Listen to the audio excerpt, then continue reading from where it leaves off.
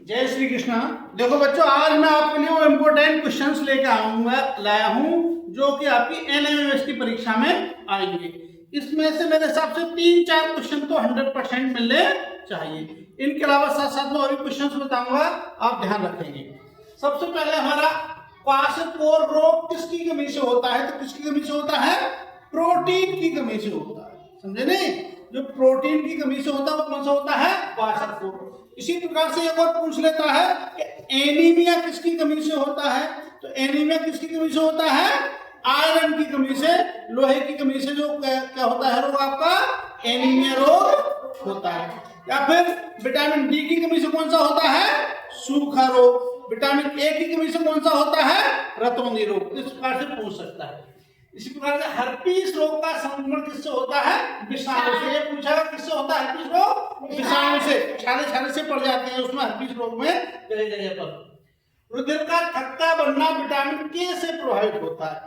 जो थक्का बनता है रुधिर में, जो आपका रुधिर होगा उसमें 3 प्रकार की कणिकाएं पाई जाती हैं। कौन कौन सी पाई जाती हैं? आरबीसी, डब्ल्यूबीसी और थ्रोम्बोसाइट्स या प्लेटलेट्स।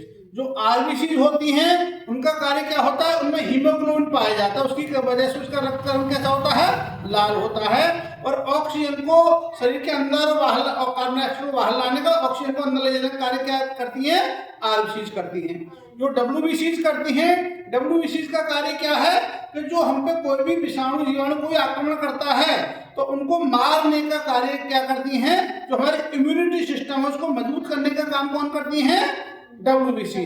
और जो प्लेटलेट्स या थ्रोम्बोसाइट्स होती है वो ये होता है हमारा कहीं पर भी चोट लग गई और चोट लगने पर उसमें ब्लड निकलता है तो उसमें जाले जाले से थक्का बनाने का काम जो करती हैं वो प्लेटलेट्स करती हैं।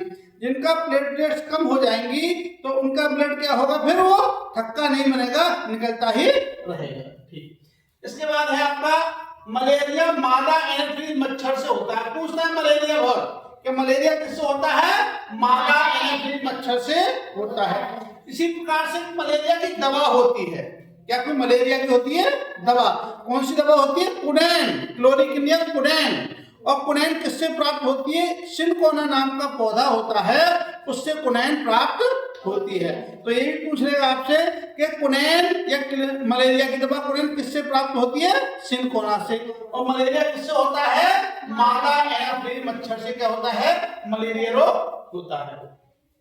इसी प्रकार से नींबू में पाए जाने वाला जो भी खट्टे पदार्थ हैं, नींबू है, संतरा है, जो भी हैं, उनमें विटामिन सी की मात्रा अधिक होती है। ध्यान रखोगे, चाहे संतरा दे दे, चाहे नींबू दे दे, चकोतरा कोई भी दे, खट्टे फलों में नींबू की मात्रा, उसकी विटामिन सी की मात्रा अधिक होती है।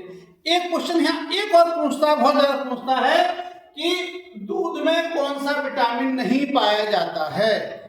समझे नहीं? तो दूध में विटामिन सी नहीं पाया जाता है, ध्यान रखोगे आप लोग। इसी प्रकार से आपका वसा सबसे अधिक ऊर्जा देने वाला पोषक तत्व है।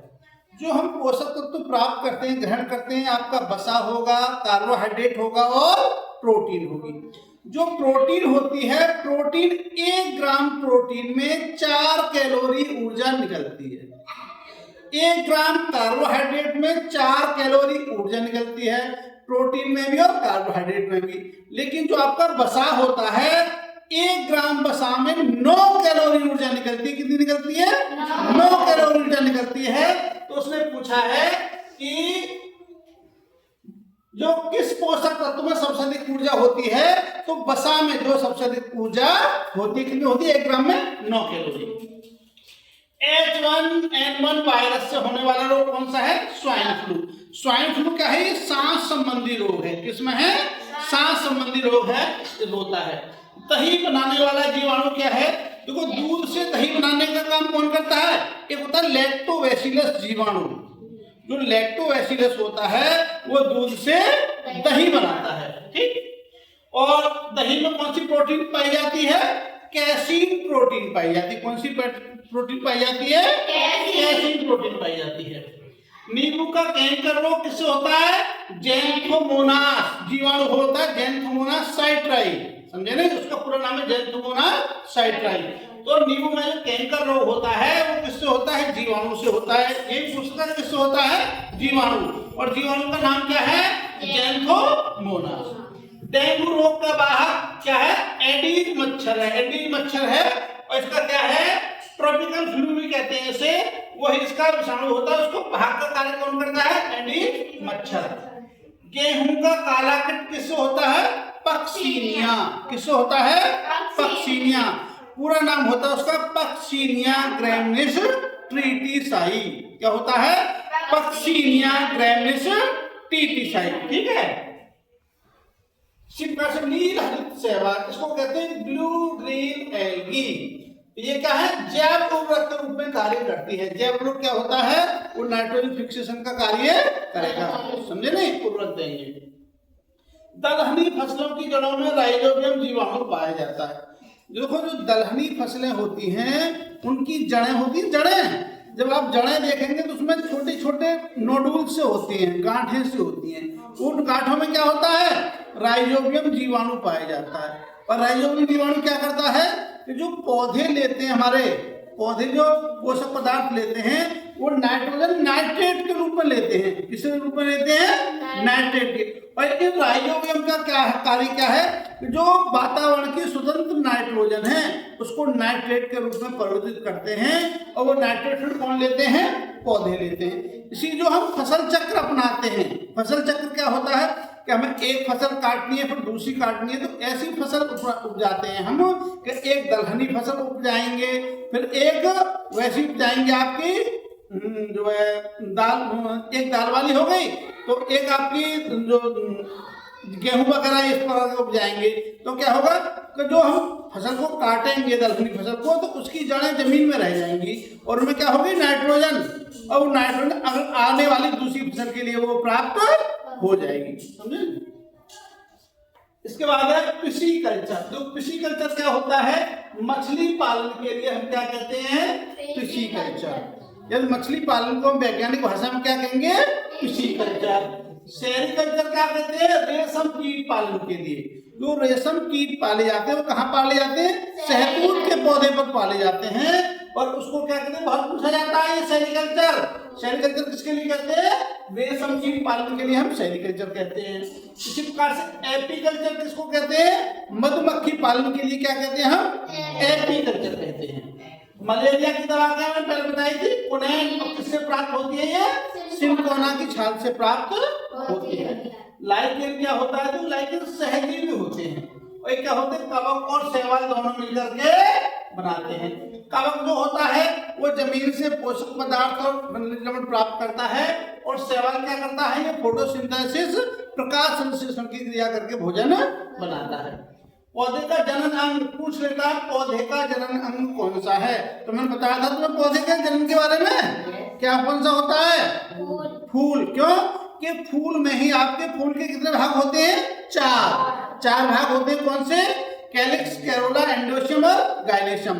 ठीक। जैसे सबसे बाहर होगा बाह्य दल, फिर दल होगा। जैसे सरसों का पुष्प देखें हम तो बाहर हरी हरी पत्ती सी होती है, उसके बाद फिर पीली होती है, पीली के बाद फिर उनमें बीच में 4 पंकेसर होते हैं अलग अलग, एक बीच में होती है। तो जो क्या होते हैं? जो पंकेसर होते हैं वो क्या होता है? मेल पार्ट होता है, नर भाग होता है। और जो अंडाशय होता है वो क्या होता है? फीमेल पार्ट होता है। ठीक। इसके बाद आपका अमरवेल परजीवी का उदाहरण है। अमरवेल क्या है? जो पीली पीली बेल होती है पेड़ों पर पड़ी थे, उसका अपने तो कुछ होता नहीं, उसी से वो पोषक प्राप्त करती है। तो ये क्या है? परजीवी। परजीवी किसे कहते हैं? जो दूसरे पर निर्भर हो। समझे नहीं? वो होंगे परजीवी। ब्रायोफाइलम अजूबा, ये बहुत पूछा क्वेश्चन। अजूबा में प्रजनन पत्ती द्वारा होता है। ये पूछा अजूबा ब्रायोफाइलम दे देगा, अजूबा दे देगा। तो अजूबा जो पौधा होता है उसकी प्रजनन का मतलब है कि जैसे हम उगाते हैं नई फसल, तो बहुत सी फसलें उगाने के लिए क्या करेंगे? हमें बीज बोना पड़ेगा। बीज बोते नहीं बोते? तो गन्ना कैसे उगाते हैं हम? क्या बोते हैं गन्ना के लिए? तना काट करके बोते हैं। इसी प्रकार से अजूबा के जो हम ये पौधा उगाएंगे तो किससे होता है? ये पत्ती से होता है। नया पौधा किससे बनता है? पत्ती से बनता है। ये है। तो ये क्वेश्चन बहुत पूछा गया है, अजूबा में प्रजनन किसके द्वारा होता है? पत्ती के द्वारा होता है। फलों का विकास किससे होता है? अंडाशय से होता है। अंडाशय से किसका विकास होता है? फल का विकास होता है। पत्तियों में भोजन किस रूप में इकट्ठा रहता है? स्टार्च के रूप में। स्टार्च क्या है? कार्बोहाइड्रेट का रूप है स्टार्च, और पत्तियों में भोजन स्टार्च के रूप में इकट्ठा रहता है।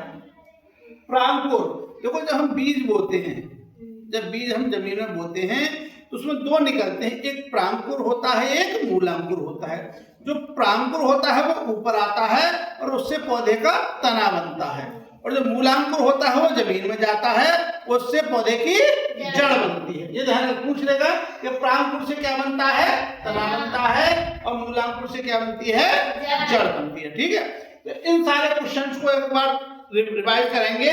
इनमें से मुझे उम्मीद है कम से कम 2 से 3 क्वेश्चन 100% मिलने चाहिए। ठीक है, इसे तैयार करोगे, और इसी के साथ जय श्री कृष्ण।